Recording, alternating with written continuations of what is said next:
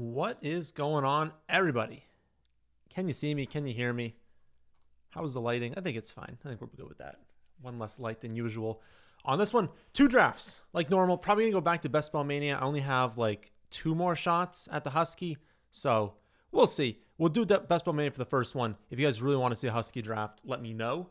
We can do that for the second one, but I think Best Ball Mania is going to be a good way to go. Fire away questions. Easiest time to get your question answered is to ask it in the first 20 minutes of the stream, because I'll go through them in order, so it'll be up there. Again, if I don't get to it right away, I'm going in order of all the questions on the screen. But yeah, we're going to do a Best Ball Mania.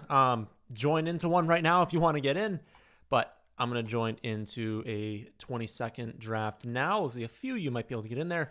Hoping for something in the second half of the draft. That's been my strongest team so far. I've been in that like 7 through 12 range. So we'll see what we get. I did make a change on Underdog. So pretty much had the same top 6 the entire offseason. Chase, Saquon, Bijan, Jefferson, Lamb, Gibbs.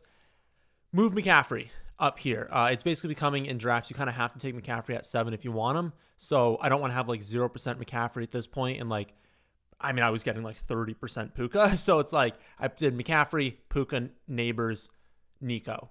And I feel very strong about the top 10. Haven't locked in this range yet, but I think the top 10 is like pretty locked in at this point. The 101. All right, let's see if we can get a nice little Bengals stat going. We'll see if we can start off with Chase T. Brown, Chase T. Marv or McBride, some sort of combination of 3 of them. I would say the vast majority of the time you are able to do that, but you always take Jamar Chase when you're at the 101.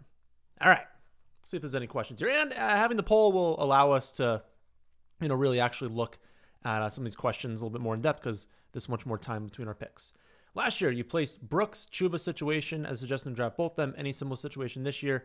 I don't know if there's any situation that's the same as Brooks and Chuba, because that was such a unique situation of like you weren't going to have Brooks to start the year, and so you had someone that was going to vastly outperform ADP to start the year. Then we thought they were going to get a better player in the second half. Turned out, you just had Chuba all season.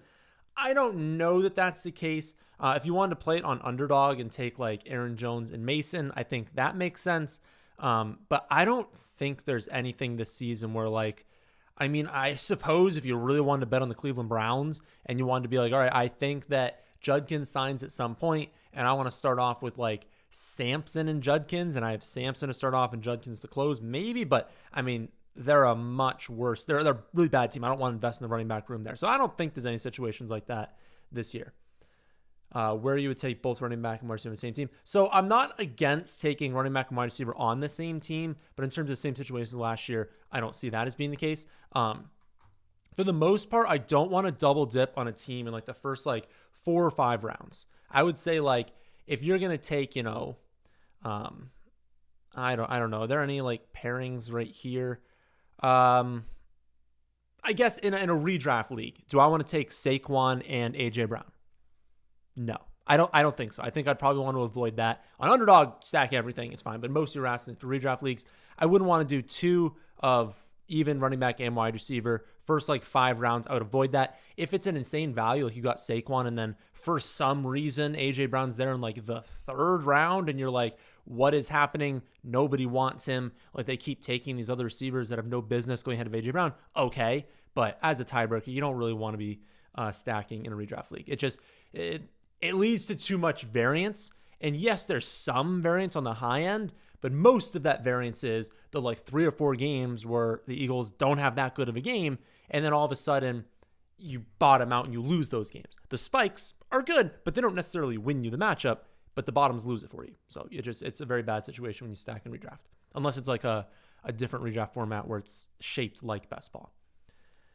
You always prefer starting with running back. You're at 108, 12-team half PPR is a bad take, CMC or Genty there. No, I would consider definitely doing that. I would go CMC over Genty. But yeah, if you really like starting off with running back, there's going to be a solid wide receiver. Like you're going to have an option. You're probably not going to get the top tier of like Neighbors, Puka, Collins, Brian Thomas, and Amon-Ra. That's probably not going to be there. But like Drake London is an awesome pick this season. AJ Brown's an awesome pick this season. I would put Ladd third there, but he's also a very good pick this season. And so there's still very, very good options for you at wide receiver at that, what would be the next one. So yeah, I have no problem doing that. Okay. Looks like actually that's actually unique that all those options were not there. We definitely take Chase Brown here. We want the stack here. Usually, usually Marv is also there as an option because McBride was taken as well. So we're going to go with the full stack here. Again, I pretty much always am going to do this. Bucky Irving is a totally fine pick to make here. If this were a redraft league, I'd 100% take Bucky Irving. I want to have that week 17. Like if I'm trying to win Best Ball Mania, I want to have week 17, Arizona at Bengals, where Jamar Chase hits for a long play, Chase Brown hits for a long play, and Marv is playing from behind, or Marv hits for a long play, and these guys are playing from behind. Like, I want that correlation. I think that's going to be one of the best games. If I am taking Chase, I am just stacking at that turn. I just think you kind of have to do it. Again, we're trying to win $2 million here. Like, you got to make a move. As far as that being in a redraft league, 100% take Bucky Irving at that spot. 10-team, full PPR. Whoa. Where'd we go? 10-team, full PPR, keeper league. Okay. 1 quarterback, normal setup, but 3 flex spots, your third pick. You're curious how you would adjust your strategy every round, given that you're also keeping Brian Thomas Jr. for a 10th round pick. That's a very nice keeper. Well, it's full PPR, and you have the opportunity to start 5 wide receivers and only 2 running backs. So I am just absolutely hammering the wide receiver position. I want 5 wide receivers that I love. I don't care if you start off with 4 receivers, even having Brian Thomas Jr. Like, your goal is to start 5 every week. Again, it's full PPR. You're getting all those points. Like, it's just so stable, has so much ceiling. Like, you want to be doing that. I'd be fine taking a running back early, but Hero would be probably the most. I would not go robust. I would not go with 2 running backs early. I would forego both quarterback and tight end until late. I would just hammer wide receivers a ton, get some running backs to get there, and then take a late quarterback and a late tight end. They just lose so much value in a 3 flex format like that. 12-team, 2 flex PPR.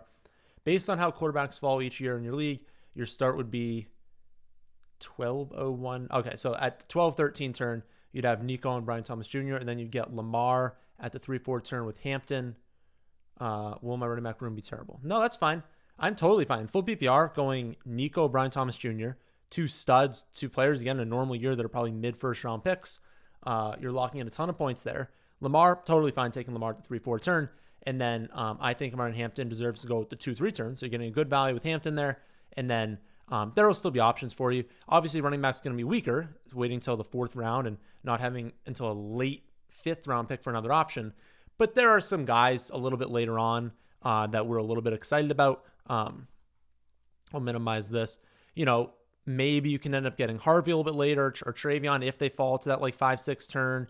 But I'd be fine with James Conner, David Montgomery. Maybe Mixon falls super late and you can kind of like take him and kind of capitalize on that like late season production. But I like Jalen Warren. Tony Pollard's not bad as a running back too if you forego the position for a while. We like Jordan Mason, Tyron Tracy. And now we're starting to get into like the later options, but there will be options for you to where it's not like, it's going to be like the worst team in the world. Okay, 4-12, 501, 48. 2 wide receivers, 1 running back. I'd 100% take Terry McLaurin. I would take DJ Moore. I would take Jameson Williams, and I would take Devonta Smith. I'd take all 4 of those players at these picks, and I would take 2 of them if I was allowed to.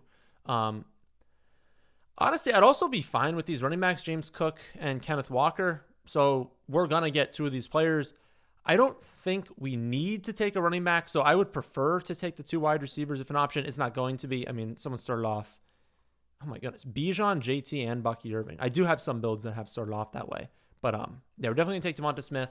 I think we take James Cook over Ken Walker. I really like Ken Walker. I only am separated by 1 pick, but he's going to get a contract. I'm really not worried about that. Honestly, I don't hate the outcome where you just like take both of James Cook and Ray Davis, and you're just like, give me all the points. If he happens to hold out, I get the points from Ray Davis.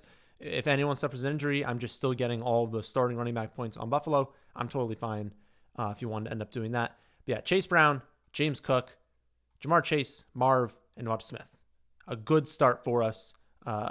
Players I have a lot of confidence in having a lot of touches this season.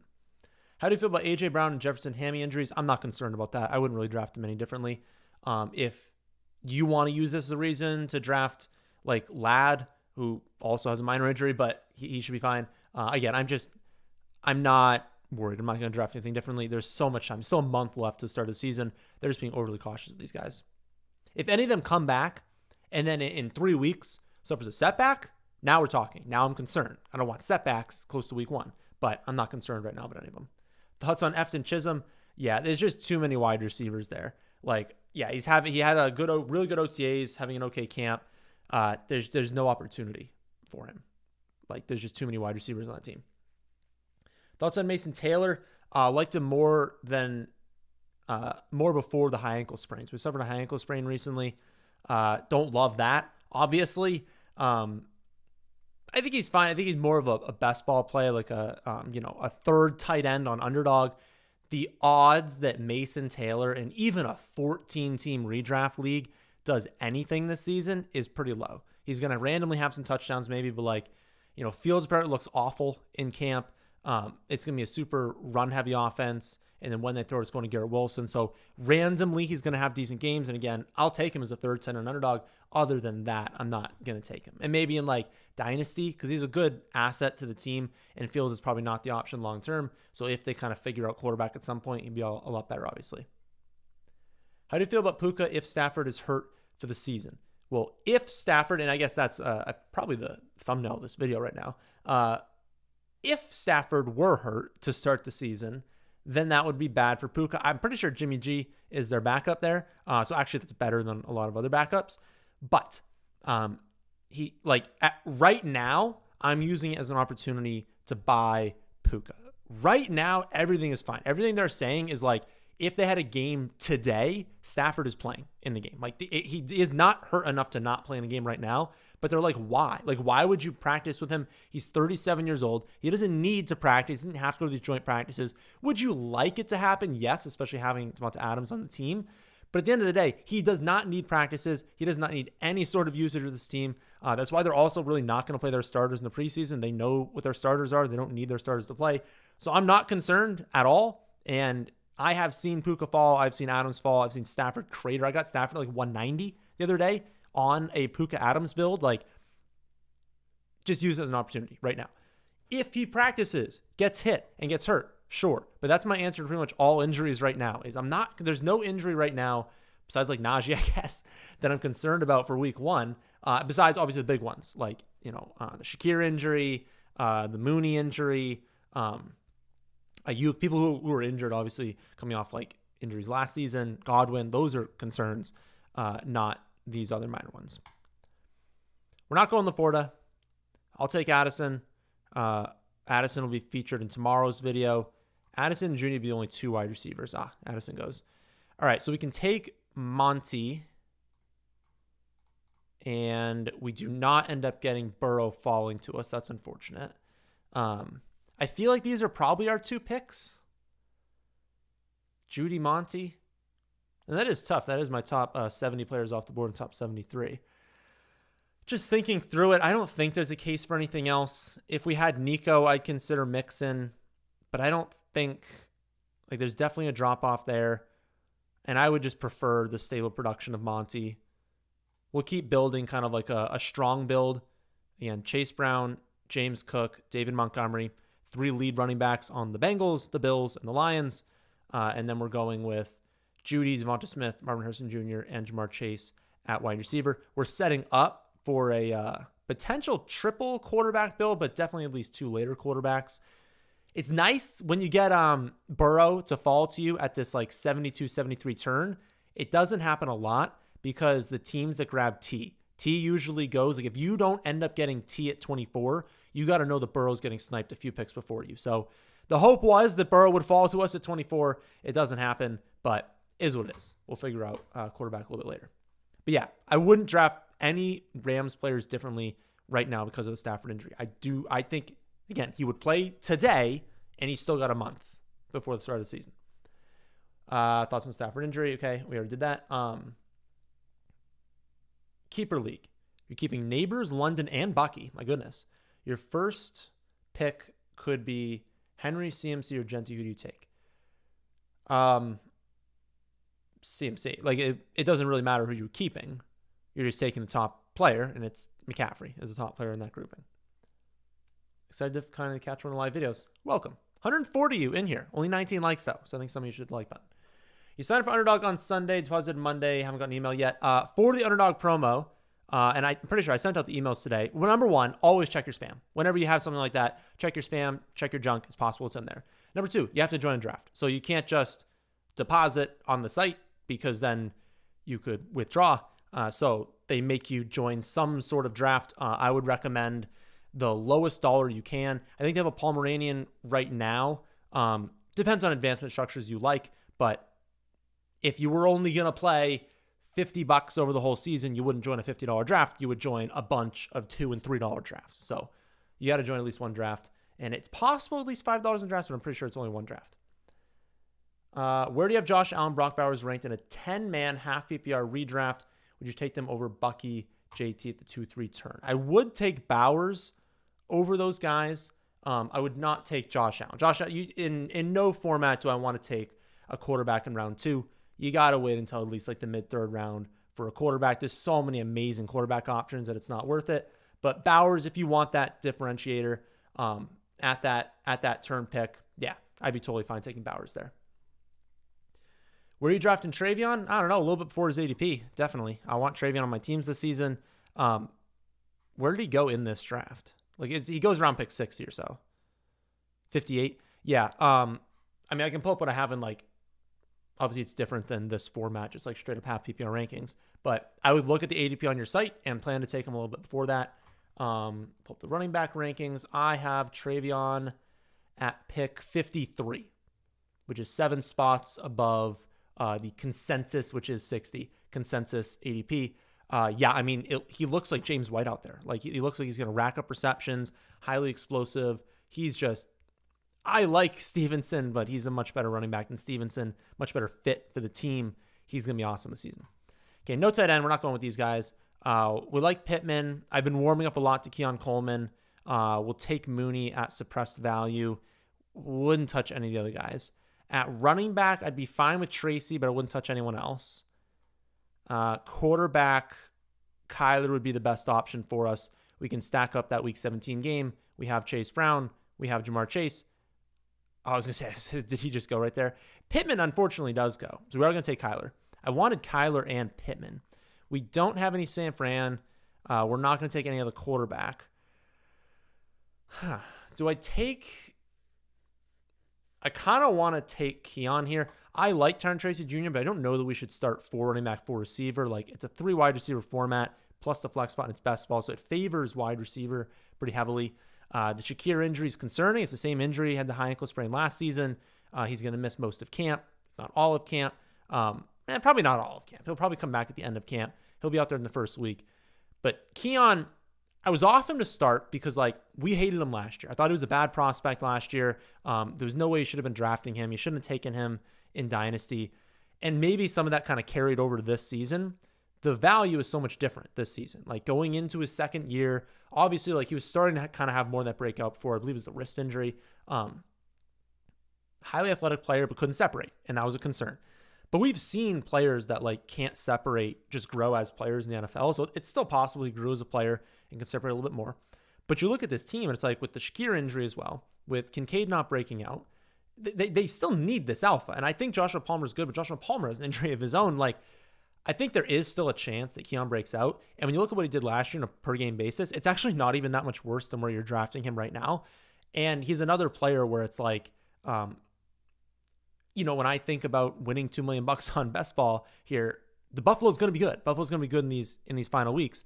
I want someone who has red zone upside, big play upside that, yeah, maybe has some dud weeks, but I'm not going to have to figure it out with Keon Coleman in best ball. And I'm just going to be able to use him. In a redraft league, I'm more hesitant because I will have to figure it out. Like, I'm actually going to have to, like, start him. I like him more if you're in a 3 wide receiver league, 2 flex spot, where you can kind of use that 4th wide receiver spot or 4th spot that can be a wide receiver to just kind of have someone with more variance and accept that floor, but accept that, like, if your 3rd wide receiver, your 2nd flex spot drops a nuke, you're probably going to win that matchup. So it's nice having that kind of variance in there. And again, it's pretty like he's not going to be worse than last year. And what actually is his let me look up. I'm going to look up his composite ADP only in redraft leagues. Composite ADP only redraft. Okay, pull up wide receiver. Keon Coleman. Wide receiver 51. So composite amongst all the sites, he's 51st. If we look at points per game last season, half PPR scoring at wide receiver, he was 58th. So again, you don't want that. And like if you promised me he was 45th in points per game, I probably don't draft him because that's not useful in fantasy. But he could be better. Like obviously he's a first round pick. He's highly athletic. He's playing with a great quarterback. Like there is easily a world here where he's like 27th. And that is something obviously you'd use in the flex spot. So again, warming up to Keon Coleman a little bit more. I think I maybe just like take locked early in the offseason, not wanting him as much. And then obviously the Shakir injury helps a little bit if Shakir's going to be banged up and not practicing as much in camp. All right. You got the 101 in a 12-team, half PPR league. You don't love how your mocks turn out with Chase. Would you take Bijan or Saquon? Yeah, I mean, if you do the work, right? You put in the work, you do a bunch of mock drafts, and you want to take Bijan or Saquon at the 101, sure, go for it. Like, if you end up hating your team with Chase because you can't figure out the running back position, absolutely, that's something that's totally fine to do. Again, my lean is Saquon. The data suggests that people are overreacting for the injury chances, but if you don't like your teams with Chase and you can't stomach Saquon, Bijan is also a totally fine pick. All right, 120. We don't have a tight end yet, right? Okay, 120. We're definitely good with Warren. I don't want any of these receivers. Warren goes. I don't love the running back options, but we should queue someone up. Caleb, we don't have any Chicago, and I don't really want to take a naked Caleb. Minnesota, Jacksonville, Green Bay, we don't have any of that. That's not great. All right, so quarterback's not looking awesome for us. I mean, Caleb's the best value, and we could maybe get, I guess we can take a naked Caleb. We could also go Spears. That's not terrible. I don't think wide receiver makes any sense for us here. All right. Let's go Caleb. And maybe we close the draft with like Manungai in do we get the last pick in the draft? He might get taken.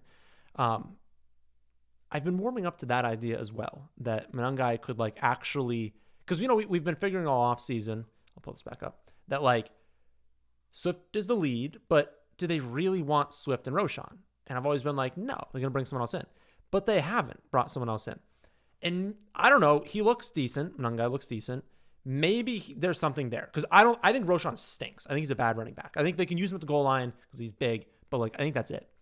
So if they actually like, I don't know, they're gonna run in a decent amount. They're probably gonna be a good rushing offense. What if he actually takes that jump? So I kind of like sprinkle him into around 18 right now because you only have to take him in 18, but having the last pick in 18, people are starting to take him. He's someone I'm excited to watch in the preseason. We'll say that. Him and Krosky Merritt from Washington. But yeah, I think going Caleb is fine because he's got enough good options on the team, right? He can have a good game, whereas it's not necessarily a lock that you needed one of DJ Moore, one of Adunze, Loveland, Swift. It's not a guarantee. You need one of them, and I can get Manungai in the final round. But we'll see. I could also technically go Clement, but I really don't want to do that. Assuming price is right, are you comfortable going Hampton, Harvey, Henderson as running back 1-2 since they're rookies, especially considering you target 2 in blue there as well? Yeah, I'm totally fine with that. Again, if price is right, that means I probably got Hampton in like the 4th round and Harvey at like 5-6. Yeah, I think that's totally fine because, yes, rookies break out in the second half typically. It's more so at wide receiver, but we just know with especially Hampton that he's going to get a ton of touches in week 1. So I'm not worried that these guys are going to start off like 5 touches. Maybe I'm more worried with Harvey Henderson, but at 2, I'm not too worried. And if you really were like, if those were running back 1, running back 2, you're stacked everywhere else. So you don't actually need them to produce as much. Yeah, I think that's totally fine to do.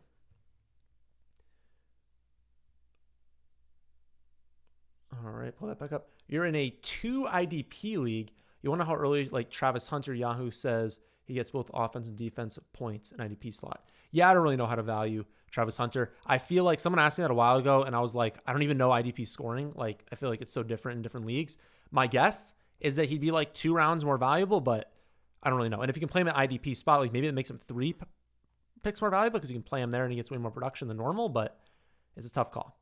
All right, we need to go into these a little bit earlier than we have been. I think Pitts, obviously, for our build is sharp.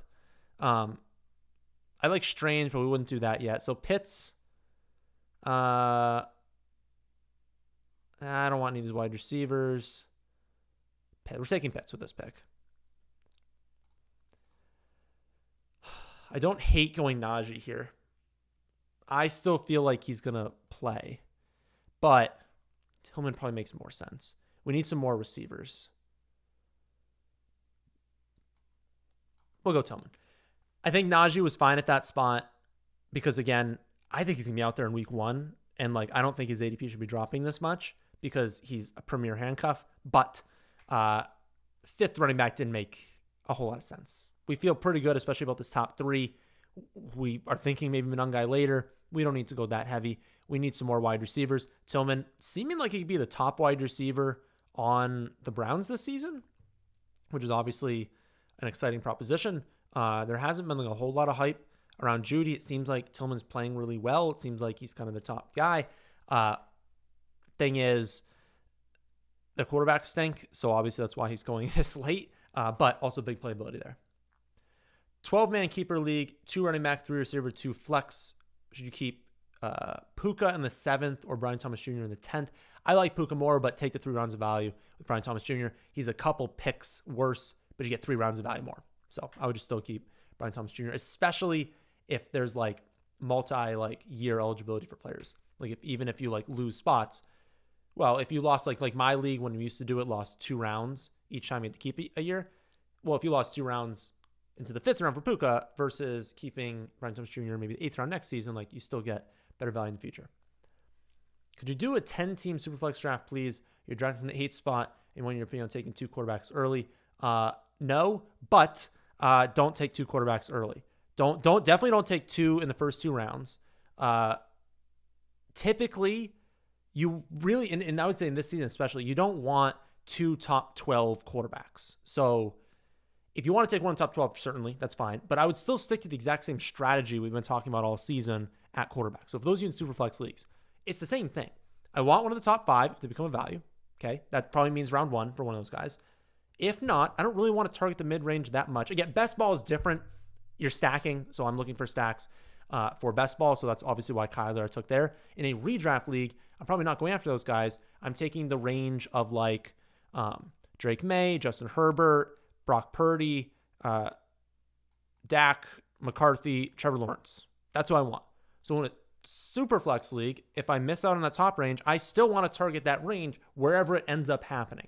So get those guys that we've been talking about. I would love to leave a Superflex league with like, I don't know, Jaden Daniels, Drake May, Cam Ward. That would be awesome, right? Just targeting those like kind of 3 levels of quarterback. But if I happen to leave with like, I don't know, Caleb McCarthy May or like Caleb or like May Lawrence and Bryce Young, I think that's fine as well. I want to be in that range, in this general range of quarterback pretty heavily this season. Okay, we're a little bit early this time. 14 and 15.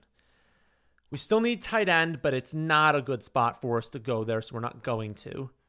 We still need to be attacking wide receiver. It's, again, not an amazing range for us. Wando, I think, is fine. I think Pat Bryant is fine.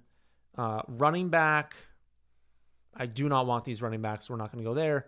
Quarterback, we didn't go with Colts. We didn't go with Raiders, so we're not going to do that. All right, so it looks like we'll do maybe just Wandale and Pat Bryant and then call it a day at wide receiver. I don't mind Jonnu. I don't mind it, but I think I want to go Pat Bryant. We're going to have 16, 17, 18. I want a running back and probably 2 tight ends. So Yeah, I think we'll do that. Pat Bryant's definitely taken a step back in value recently. Troy Franklin's having a really good camp. Seems like Pat Bryant hasn't like totally broken out yet, but you're kind of looking at this pick for like the second half of the season. And then just like good games, right? It's a really good team. We're hoping for spiked weeks from these backup players. I think that pick made sense for just kind of locking in that final wide receiver that we needed. We're good at wide receiver at this point. I want 2 tight ends, but again, it wasn't a good value for tight end. So I think in the next pick, we can honestly double dip, and then we'll just take a running back with the final pick, or we can go running back at one of those next ones coming up. And then, because there's usually tight end and running back are available late. Quarterback's a wasteland. After AR goes, it's a complete wasteland at quarterback. And then wide receiver as well. Like we get into a range where it's not good at the position. Favorite running backs in Jacksonville, cost considered to and then Bigsby, then Etienne. I probably wouldn't draft Etienne. Bigsby, I think, is fine to kind of lock in some points, especially early in the season. Problem with Bigsby is he has 8 receptions in 33 games. Like it's not going to happen for him. He's not going to have a breakout season. He's not going to be someone you're relying on week to week, especially because I think Tootin is just a really talented running back. I don't see a world, unless there's an injury, where Tootin just like doesn't have a role this season. So I'd rather bet on the talent of Tootin personally, especially as his ADP drops. Has there been any update on the suspension for Rashee Rice? No. Seems like they're bracing for 4 to 5 games. It seems like the expectation is 4 to 6 in that general spot. It'd be surprising if it was more than 6, but it's Roger Goodell. Who knows? My guess is 4. I think it's going to be 4, but no update yet. But maybe it's coming because maybe they're just kind of like it's a suspension week for Roger Goodell. Maybe he's going to start handing some of those down because obviously we got the Addison one today of 3 games, which is exactly what we were expecting. Where do I pick up Addison for suspension? Like, where do you draft him now? I was assuming 3 games, so exactly where we have him ranked now, which is exactly where he went. The market was assuming 3 games, so exactly where he's been going. Rice going to get 8 weeks. That would be aggressive. You find a lot of your teams getting Hampton, Henderson, Harvey, Tet, etc. Do all the rookies scare you at Buka Blue? No. Watch tomorrow's video. You'll be pretty excited about drafting them. No. Because if you started off with Hampton, you still had a few picks to start that are going to be starting over them. Because, I mean, the earliest you take him is 2-3 turn, but a lot of times, again, getting him in round 4 or the late 3rd round. So you'd have 2 picks before that can kind of start off your team. You don't want to overload rookie in that your whole starting lineup is rookies, but you also want to peak later in the season, and rookies peak later in the season. And Tet's going to start off right away as their number 1, so he's not even a rookie in my eyes. Hampton, same way. Like, I wouldn't even consider them rookies because they're just going to have roles right away. Again, Henderson, Hampton, maybe we're hesitant in putting them at running back 2 to start in week 1, but by week 3, 4, I think it's going to be totally fine doing that. So, no, I'm not concerned about that. Again, I don't want my entire starting lineup being these guys, but I think there's still, good bets to have.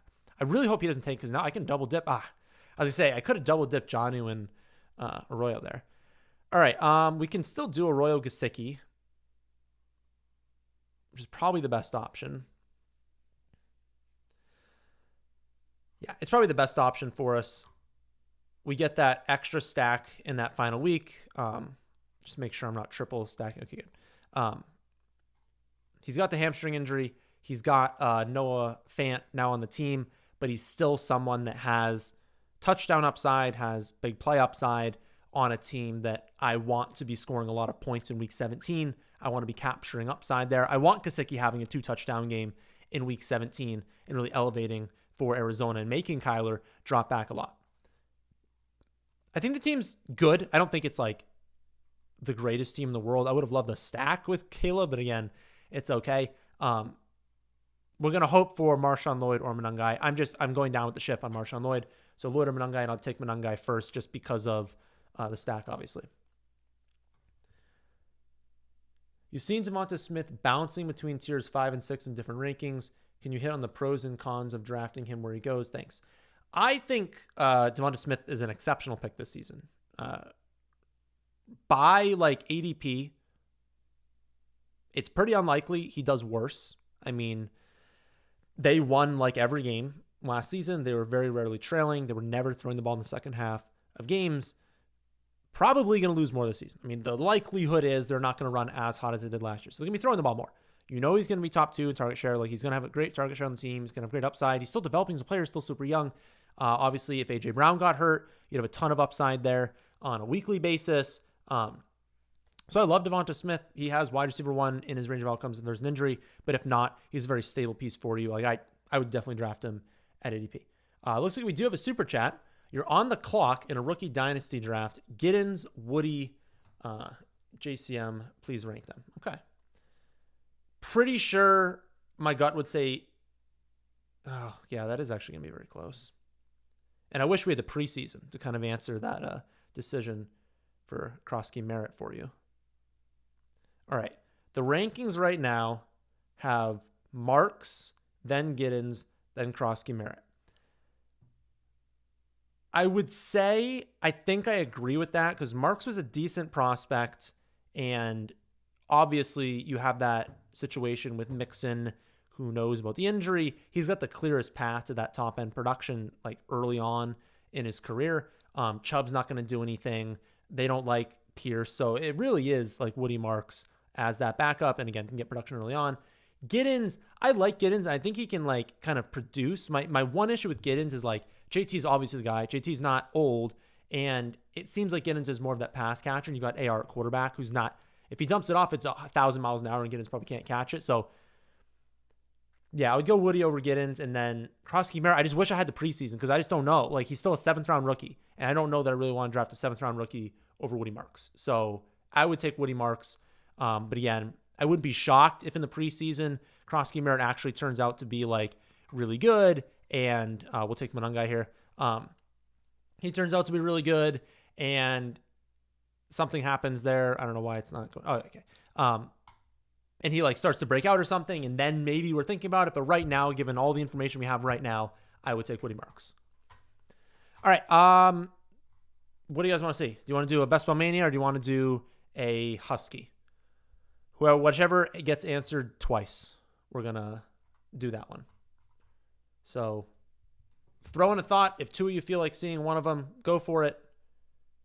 That's the one we're going to end up doing. If no one says anything for a couple more seconds, then we're going to do a Best Ball Mania. And I'll cue it up just in case. Super chat. You're starting a draft from the 104, but it's a 3-round reversal. Okay. Do you go running back? You guys have 2 seconds. All right. We're doing the Best Ball Mania. Oh, it's almost full. 104, 3rd-round reversal. So you have the early first, the late second, but then a late third as well. So not ideal. Do you go running back or wide receiver to start, or do you have a preference, or do you have any advice on ADP to do a 3rd-round reversal? Again, I'd probably mock it out. And my mock draft simulator on the app, which is free to use, has a 3rd-round reversal option. So you can mock draft on 3rd-round reversal. My gut would say, you didn't say the scoring format, but I would say if one of Bijan or Saquon is there at 104, I would probably go in that direction.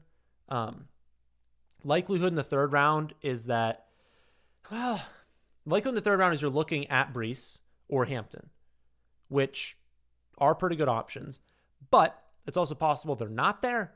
And if they're not there, I don't love the running backs. And if I take a wide receiver, I don't know what's going to happen in 2, and I'd be a little bit scared starting off. I probably would go running back, personally. Let's look at the ADPs, though. And it would be nice to know if it was 10-man full PPR. Okay. I'll pull up full PPR rankings because that does make a difference. I'm less concerned about missing out on the running back talent early on. We're going to take one of Saquon or Bijan at this pick. Bijan, all right. I get Saquon so much at 5, and I'm telling you guys, I'm going to take him. I'm going to take him every time when he's there at the 5th pick. Okay. Right now, just so we know, in full PPR, the rankings right now are Jamar Chase, then Bijan, then Justin Jefferson, then Saquon Barkley. So that would be the top 4. If Bijan and Saquon went at 100%, take a wide receiver. I would not take Jahmyr Gibbs at that spot. I still feel like I would go with that rankings. I really don't want to take Lamb over Saquon. I don't think I want to move like that Neighbors Puka range up there. So I would just go in that order. Chase, Bijan, Jefferson, Saquon. Whatever is left after that 4, I would take it 104. When you come back at the next one, you're going to be in general looking at, I mean, if one of London, AJ Brown, or Ladd are there, you take them. Like you take that trio, obviously like Nico, Brian Thomas Jr., Drake London, AJ Brown, Ladd. If any of that 5 is there, you take them. It's like McCaffrey, HN, Gentry are not going to be there your next pick, so you won't have that option. 100% take them. If all of that is gone, I don't think it would be. I think you're going to end up with one of them, so I would take them. If one of them is gone, I'd be fine with Bowers at that spot because I don't love the idea of going Derrick Henry. I don't love the idea of taking that like Tyreek Hill, T. Higgins range after that. So I think you're in a good spot to take one of the top 4. You'll probably get one of London, AJ Brown, or Ladd.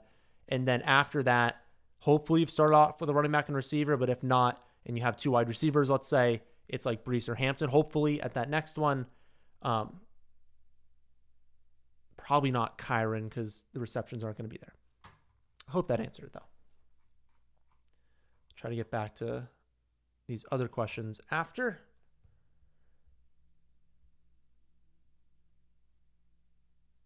All right. There we are. We're going to be on the clock.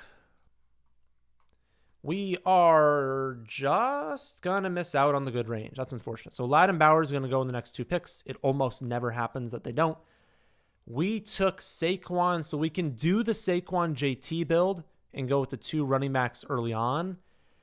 I don't like that. Honestly, I feel like I need to move Tyreek Hill down. He's just concerning me right now with this whole situation that he seems to always be surrounded about. Oh, JT does go. Interesting. I almost never see that happen. So we'll just take Bowers.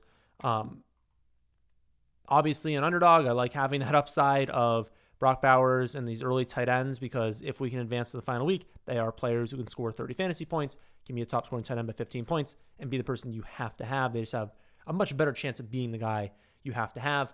I like them less in redraft leagues. I don't like going early tight end as much. I think in redraft, it's much sharper to not do that. Are you moving Kyron up with the new contract, or is it pretty much what you expected? It's what I expected. We always knew he was going to get a deal. I think I gave him a small bump, but it was by like a couple points. And it was more so because I wanted to move that Kyron Brees range up a little bit because of like I wanted to move them ahead of some like the wide receivers in that range. Positionally, I don't believe I changed him at all, and he shouldn't be changed because we always knew a contract was coming. We knew it was going to be a decent contract, so I wouldn't view him any differently than I did before. The concerns are still the same, and the upside is still the same. Okay, at 29, I'd 100% attempt the double tight end. Okay, he's not going to go. I'd 100% take Amar and Hampton. If we don't get them, I think you take a wide receiver, and I have updated these rankings recently. I've moved it Adams, then JSN, then Garrett Wilson, based off of the concerns for the offense for Garrett Wilson that I've talked about all offseason. And just obviously Adams, the upside that he has. If Puka got an injury, he'd be a top 5 wide receiver. The touchdown potential for him, like I think Adams is relatively locked in at that spot. But I still like JSN a decent amount. I just moved in my head. Do you like taking 2 quarterbacks or tight ends if you take them late, but you can take 2 of each? Seems like your bench takes a hit then. Yeah, I would not take both. I'd take both late, but not double dip. So I think you're better off double dipping at tight end because it's a much harder position to hit. And we can kind of know a little bit more early in the season. You don't exactly know for quarterbacks as much just because at quarterback, they're a little bit more susceptible to game flow. For tight end, we can see the snaps. We can see the usage on the team. We can see like red zone usage. We can kind of see some of these things. So it's like we'll know a little bit quicker for the tight ends who's the drop and who's the keep. And it's just harder to hit. At quarterback, I mean, there are a lot of quarterbacks we really like, and it's, totally fine to leave a draft with only May, only Herbert, only Lawrence, and figure it out from there. So I would take 1 quarterback, 2 tight ends if you're waiting late, but I would be fine waiting late on both. You don't need as much depth, obviously, if you're not drafting quarterback or tight end until double-digit rounds. You've got 10 running backs and wide receivers. You're very deep at each already, so you don't need the upside shots as much. Super chat. All right. Third pick in a 14-team standard scoring league. Gross. But if you draft a rookie, you can keep him next season as your last pick. Should you reach for Genty? Wait, so clarify this for me, not in a super chat, but just in the question. So if you took Genty in the first round, you would get to keep him as your last round pick? That feels flawed. But if it's the case, yeah, you'd absolutely take Genty at the third pick to keep him in the last round next year. We have Saquon. We're going to take Jalen Hurts here. Can you clarify that for me? Because that feels like a cheat code. Of course you're taking Genty is an unbelievable pick in standard scoring, but to be able to keep him in the final round the next season, in leagues I've seen, it's more so, wow, that's insane. Leagues I've seen, it's more so that you just get to keep like a free agent that you added in the last pick. But yeah, I mean, I have Genty at 5th overall anyways in a standard scoring league. So I wouldn't even be like against taking him. I mean, I think it's Barkley, Bijan, Gibbs. And I do think that's the order in standard. But when you add in the upside to keep him the last pick, I would probably take Genty at the 101. I would probably take him first overall in that format. So yes, please reach on him. But clarify that rule for with your league mates. Just make sure that's actually the case. All right, we have a core pillars build here. Hurts, Saquon, Adams, Bowers. We're not going to take tight end. Obviously, Devonta Smith is our option. I shouldn't have to really explain that one. Hurts, Saquon, and Devonta Smith as the stack. We are hoping that, semi-hoping, because Saquon we still want to be good, but we're hoping in this build that, they're down a little bit more this season. They're throwing the ball a little bit more, playing a little bit faster, actually running plays in the second half of games, but that Saquon still busts open a number of very long touchdown runs and a ton of touchdowns this season. All right.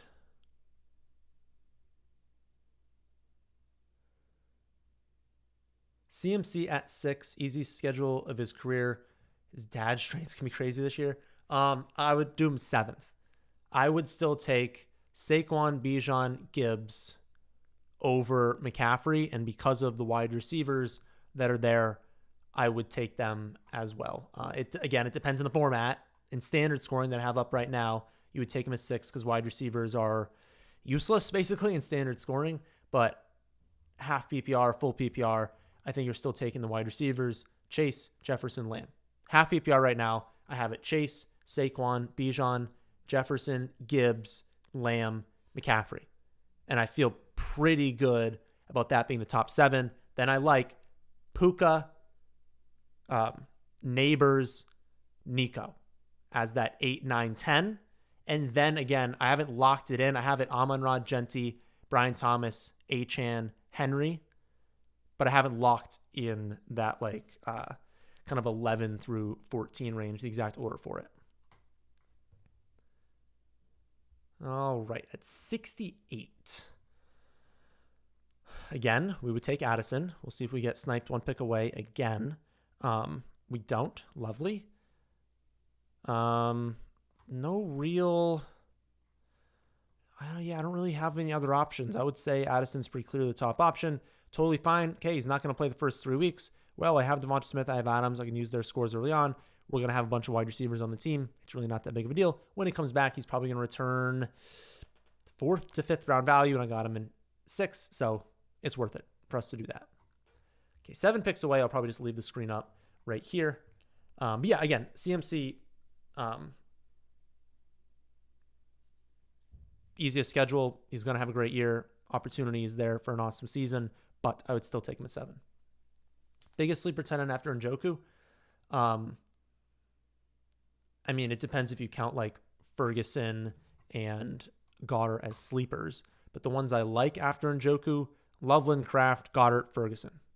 I like that range. If we're looking at deeper sleepers, Strange, Hunter Henry. If we're looking at super deep sleepers, Arroyo and Jatavian Sanders and maybe Juwan Johnson. But in a redraft league, the odds you're using those guys are slim. Okay, no quarterback for us. I'd be fine with Monty and Swift. I think I'd prefer to go Judy. I'm not like over the moon about these guys. Swift is definitely rising recently. I think I'd go Judy. Again, we have the suspension for Addison, so we want to kind of start to stockpile some of these wide receivers. 3 wide receiver format. It's best ball. We want receivers. All right. How would you attack quarterback in a 16-team league? You know, you start one. Regional premium tight ends or quarterbacks or no? No, I wouldn't. I think you can really capitalize on the extra quarterbacks. I was in a 16-team league up until this year. It reduced to 14. But you need those early picks to hit. Like, yes, it's really nice having that quarterback, but I mean, running back falls off a cliff super fast, and the top end wide receivers fall off. So I really like RB0 and hero RB builds, especially like RB0, especially if it's a full PPR 16 teamer. Like, there's not that many amazing wide receivers, and like if you can lock up 3 or 4 really good wide receivers, you can kind of just start steamrolling teams, just getting so many points at that spot and just kind of figuring out everything else. If there's a lot of quarterbacks I like, I can use that to my advantage and say, I'm going to wait. I'm going to be, pretty late at quarterback. I probably would take 2 because it's actually going to fall off. Like, there aren't going to be quarterbacks on free agency. But I would wait personally. Like, you're not going to fall that far behind at quarterback from these top guys. But like, if you like suffer injuries at some of these early picks and you miss some of these early picks, like, you're just cooked. And you're cooked even more if you took an early quarterback. They're not the top scoring quarterback. All of a sudden, you get another injury to wide receiver. Your best wide receiver is your 5th round pick, and you're just people running laps around you when they invested heavily at the position. Usually, tight ends take time to develop, but Ben Johnson did great work with Laporta. Which way you lean with him? Stay away year 1 or double dip with him or someone else? No, I like Loveland. I think he's a great prospect. Again, we have that history with Ben Johnson developing Laporta super quickly. I think Colson Loveland's just a stud who's going to be amazing in the league. Is he going to be a top 5 tight end? I don't know, but I think he's easily going to be someone that you can rely on each week. You probably should double dip, and maybe you'd consider not starting him to start the year because he's a rookie. But I think by a couple weeks in, you're going to really like having Colson Loveland. Okay, Pittman and Mahomes are very interesting here. So I will get one of them. If I had a KC at 100% take Mahomes, I'm just interested because Mahomes doesn't usually drop super far. But I already have Hurts, so we'll take our Pittman. Y'all know we like Michael Pittman Jr. and Josh Downs. We'll talk about Downs in tomorrow's video. Again, wide receivers we want heavily in this format, and it's going to fall off. So after Keon, Mooney, Shaheed, into the rookies, but into this range, it's a complete cliff at wide receiver that I want to be loading up on enough that I like and just kind of avoid that cliff range. We're up in 6 picks, 5 picks. At 101, I'd be good with Tracy, but I just don't like this range of wide receiver or running back after that. So I don't want to go there. I'd be good with Keon, Mooney. I don't really want to go Shaheed. Shaheed's like my second most rostered wide receiver at this point. Prefer those guys. Oh, I definitely take Hawkinson. 100%. I do the double dip and take Hawkinson this late. I don't think he's going to be there. I don't know why people are taking Andrews and Kelsey over. There's no way Hawkinson is available. This guy's 100% going to take him 100. But all right, we're going to get one of these 3. So Hawkinson, Tracy, Keon. Well, we got one of those 3. Because, I think Mooney has a little bit more to fall. I think he'll probably bottom out at like pick 100 because he's really not going to be healthy for a bit. I'm very interested. Like, why is Hawkinson sitting out practice? Yeah, but it's a minor thing. It's not anything to worry about. Be a very unique build. Please don't take him. There he goes. We knew it was going to happen. All right, we'll take Tracy. By the way, I'm going to talk about, actually, he might not make the video. I was going to talk about Tracy and Scadaboo. You guys know I've been like jumping around and how to rank those 2. I'm officially Tracy over Scadaboo, and that's going to hold for the rest of the summer not only this injury that's going to take a little bit for Scadaboo to get back from, but people have been hyped about the receiving upside for Scadaboo, but like he's been with the second team. Like Tracy Jr. is still the starting running back on this team. And so to take the backup running back on the Giants and as early as he goes, I'm not a fan of that. So I've dropped Scadaboo a bit. Tracy Jr., he had a great rookie season. He's still a good running back, an explosive running back. I don't know. I think we should be loading up on him in this range. I think him and Jalen Warren are like the 2 picks at running back, and Madison. Jordan Madison, Jalen Warren, Tyron Tracy Jr. In this range, those are the running backs we want to be drafting in any format. 12-team league. You're keeping Brian Thomas Jr. You have pick 2. After the keepers, best available will be Lamb and Gibbs. Do you go wide receiver, running back, both positions drop off? Obviously, give them the keepers. You already have. I would probably go Gibbs. I'd probably go Gibbs because you already have Brian Thomas, and you're at 2, so you don't really know. There's a lot that can happen by that late second round if it happens and all the running backs are gone. And people also like to keep running backs. If it happens that they're all gone at your next pick, you're not going to be in a great situation. So I'd make it even. Gibbs, Brian Thomas Jr., and it's a great start to a draft. All right, 116. We don't have any San Fran, so we can't go with Purdy. I'd be good going with Luther here. We're not going to do the same thing as we did last time and take Caleb naked.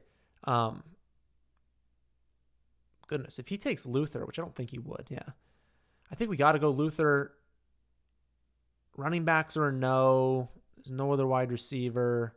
I'm not going to go with the tight end at this spot. You could, but I want to get Dallas Goedert later, so it doesn't make too much sense.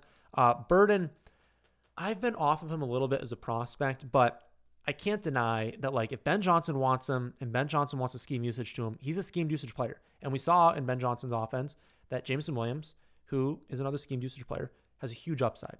And so if they want to scheme targets, scheme stuff to Luther Burden, he's highly athletic. He can really break out in the second half of the year. And if this offense gets cooking, there's going to be weeks where he has a really, really good game. So I've been warming up to Luther Burden. I'm excited to see him in the preseason, kind of see what he can do when healthy, because he hasn't really been healthy OTAs and training camp.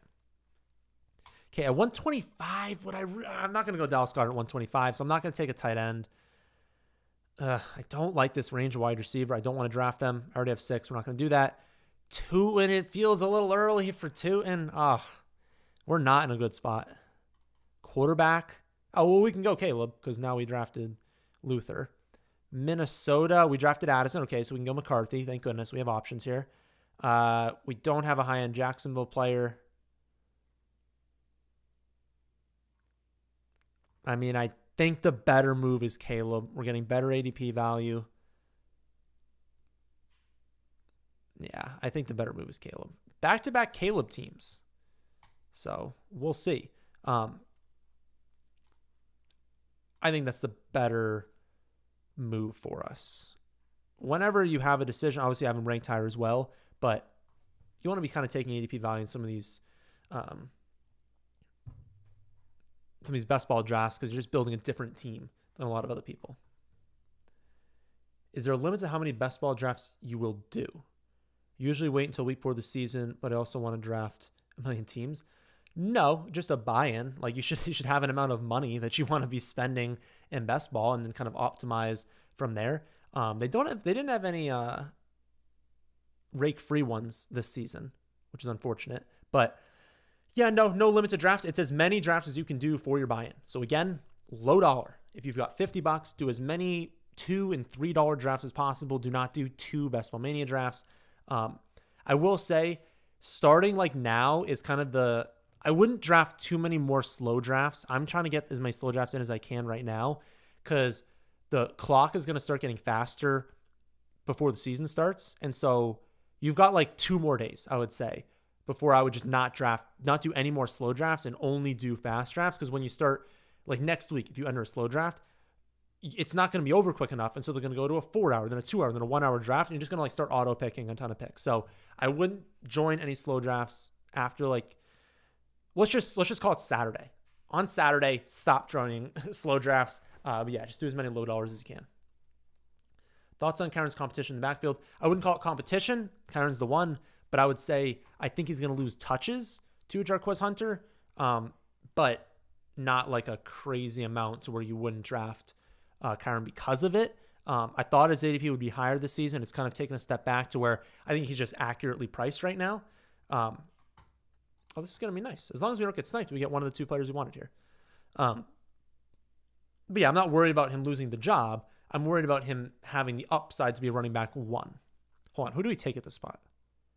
Okay. They made the decision for us. Yeah. So because of Jarquez Hunter being there and because they want that upside, I think they're going to play him. I think he's going to have more touches than what Corum did last season. And because of that, I don't know that Kyren's going to be like a top 7 running back. Before you draft him, if you locked in really, really solid high-end running back 2 production, decent amount of touchdowns, decent usage on the ground, you'd still be happy with that. Not a player I'm like pumped to get. And again, I think he's just completely accurately priced. But I thought he was going to go earlier than he has so far this offseason. Playing a league where there are rushing bonuses. So +6 for 150, +6 for 200 passing yards. I don't know what that one is. More for 200. Okay. Does that change the value of Derrick Henry? It gives him a little bit more value because, those early down grinders that can have that sort of rushing volume. It gives him more value. How many times is he going to hit for 200? Not very many. But yeah, it gives Derrick Henry more value, but only a little bit. Like maybe it moves him ahead of Achane, but I wouldn't change too much because it's not like someone's going to have that many 150-yard games. But him and Jonathan Taylor, for sure. It's pretty late for Hollywood. Interesting. Well, Hollywood would be the top receiver. I would start taking shots on Judkins at this point. I think we kind of have to go Hollywood here. I feel like I take a shot on Judkins because I have 2 running backs. Oh, well, we'll see if he's there at the next pick. But if he's there at the next pick. Saquon, I trust. It's been 1. Tracy, honestly, I trust to kind of give me running back 2 production. So I feel like it'd be worth taking a shot on Judkins this late, and it wouldn't kill me if he doesn't play. I do need to start drafting some. Have I finished off wide receiver? Adams, Devonta, Addison, Judy. Okay. Maybe not, but we're done definitely tight end. And we're done quarterback. So we've got 14, 15, 16, 17, 18. We've got 5 picks left. We'll probably end up doing 4 running backs and 1 receiver. Guerrendo's going to miss a while. So his ADP is going to drop. I don't know how far. I think he's still the backup. I think he's still going to be fine. I'd probably take Guerrendo at 164. I don't know that he should drop that far. I factored in the injury at 156, so I would take him at this pick. But I would take Guerrendo and I would take Algier. I'd very much like one of those 2 at this next one. I don't know that it's going to happen. I mean, some of these teams are not going to draft a running back. Only 2 of these teams aren't going to draft a running back. But if I don't get them, we are actually at that cliff where I don't trust these guys. So I would consider going Leggett. Like if I didn't get them, I would go Leggett and say, okay, that's my last wide receiver. I'm not drafting wide receiver after that. I wouldn't draft another tight end. We don't have any Tennessee, right? We have no Tennessee. Stafford, I'll keep an eye on, honestly, if he falls to like my next pick after 64. Yeah. Oh, God. Guerrendo and Algier go back to back. I feel like someone's going to take Leggett. I don't want to take Austin Eckler. I'm not taking Austin Eckler here. I'm not taking Rico Dowdle. I'm not drafting these guys at 164. So what's the plan? Is the plan would probably be to take Stafford. It would say, okay, good. We get Xavier Leggett at 164. We get him a little bit over around a value. Thank goodness. We'll see what happens at this next one at 173. I just can't justify taking some of those running backs at that point. Because I don't trust Wright. I don't trust Eckler. I don't trust Wright. I don't trust Roschon. I don't trust Miles Sanders. So I don't want to be drafting these guys. I'd rather take shots on Marks, on Krosky Merritt, on Taj Brooks, on Jarquez, on Lloyd. I'd rather take shots on those players. So I guess I'll close 16, 17, 18. I can do running back, which will give me 5. And I wouldn't hate that. So if there is something here, like if Stafford fell to this pick, would I consider it? Maybe. Eckler's probably relatively safe for just giving me some like stable production at 3. Eckler's probably the play. Eckler's probably a smarter play.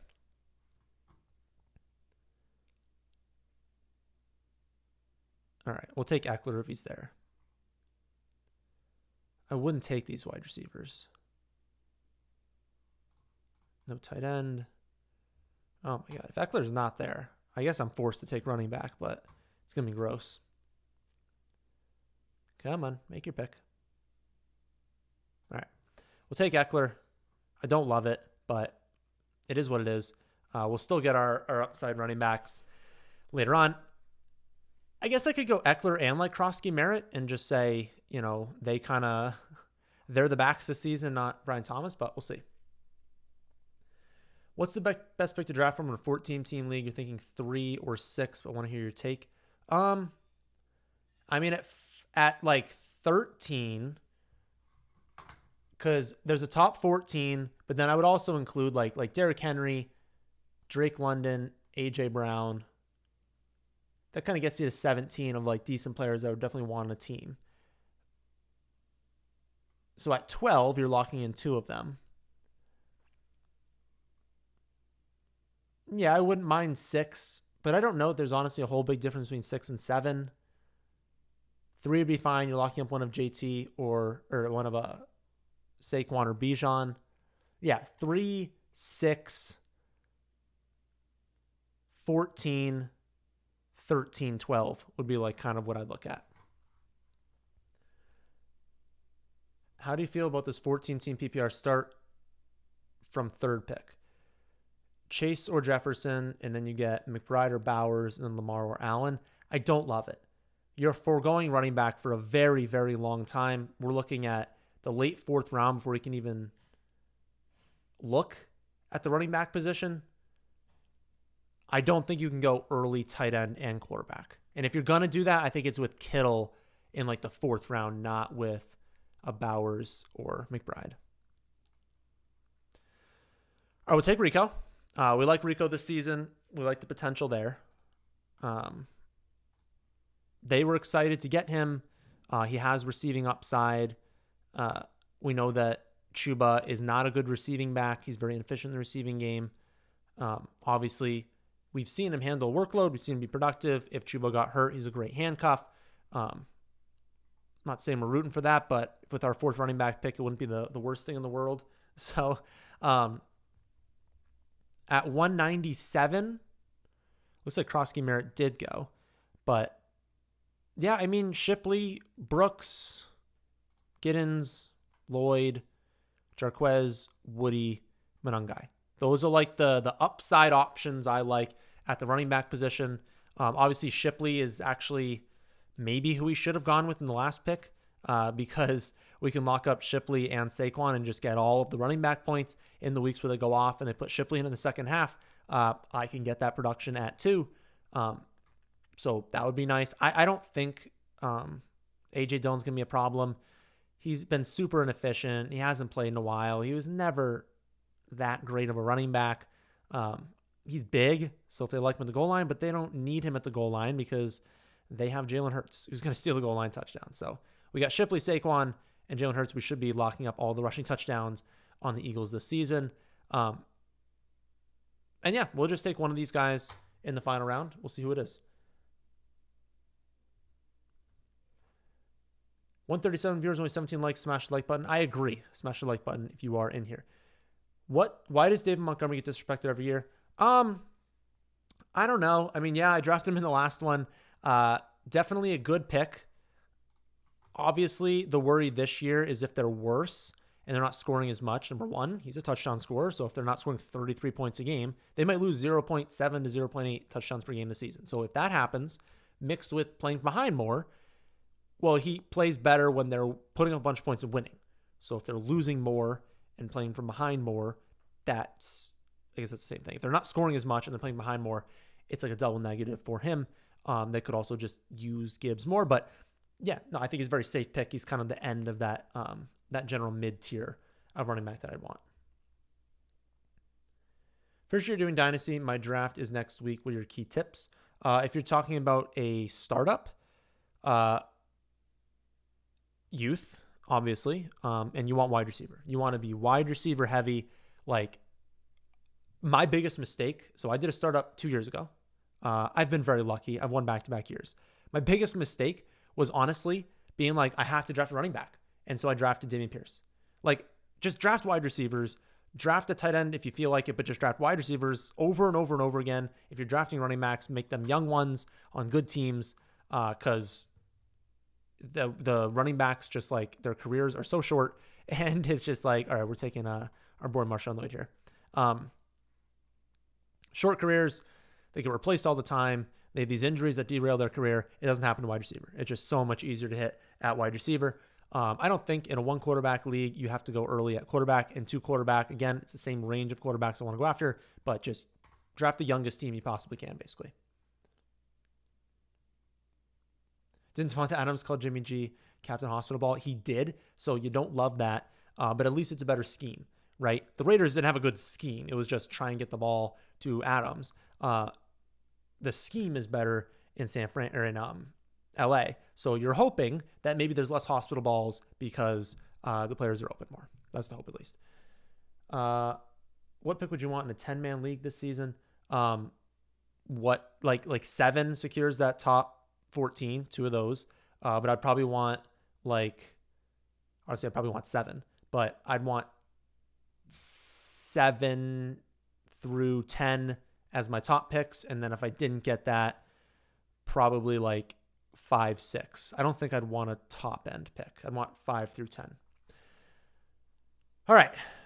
Maybe do one more question. I scroll through and see a question. Thoughts on the possible ascension of offenses like the Panthers, the Raiders, the Dolphins? I feel like there's major potential for league winners there. I would say there's more potential for the Dolphins. Obviously, we have Tyreek, Waddle, Achane, huge upside for each of them. We've seen them do it before. We've seen them have a phenomenal team overall. So when that happens, when they're like 2 years removed from an awesome team, it's a little bit more likely than teams haven't done it in decades. I would say the Panthers more so from like, if we can get players from them, like Tech can get going, if we can kind of utilize Bryce Young. I don't think the Panthers are going to be an amazing offense. They're going to have a terrible defense. They'll play from behind a lot, but I don't think there's a chance they're like a top 10 offense. I think the Raiders, I think it's realistic to assume that like they're going to play fast. If we like Bowers, obviously, is the best tight end in the league. We like Genty is a great running back. We think, their wide receivers, like honestly, Myers is great, but Thornton's apparently breaking out. Beck has a lot of upside. Like when we like Geno as a player, like I can see that happening, but I can just see it happening a lot more in Miami than in those other 2. All right. That'll do it for this one. Tomorrow is a best pick in every round. Make sure you watch that video. Friday is going to be the worst pick in every round. So 2 good videos coming up. Catch you guys all on the Mock Draft Monday after that. News video on Saturday, a huge one. And then, of course, next week, every week, 6 p.m. Eastern, Tuesday nights. Come to it with questions. I didn't get through all of them, so when you're earlier, you get a better chance of the questions being answered. But we had 1 super chat I don't know that I got to. So we'll get to that, and we'll be out of here. With the cut to Zach Moss, are you cemented on Brown's upside this year? I'm just nervous for him. Yes. So that was the one thing. When we were talking about the potential for Chase Brown this season, it was if Zach Moss returns, that is the biggest threat to snaps and early down usage. When you have Moss completely gone, Taj Brooks is the only one that can be early downs because we know that Samaje Perine's only for pass blocking. So it locks in the receiving upside for Chase Brown, and it locks in their faith that he can go out there and get a ton of touches. I still think they like Taj Brooks. I think Taj Brooks is a good pick later on. I think he's a great handcuff if you draft Chase Brown and you're nervous. Draft Taj Brooks. But yes, it locks him in. He is a 2-3 turn pick. He's deserving of that. A lot of upside, especially in the receiving game with touchdowns, everything. Like, he's a good pick now. I was nervous with Zach Moss. I'm not nervous anymore. Totally fine taking him at that spot. All right. That was it for this one. 120 of you still in here. Thank you all for watching. Leave a like. Subscribe if you're new here. I'll catch you guys on the stream next week.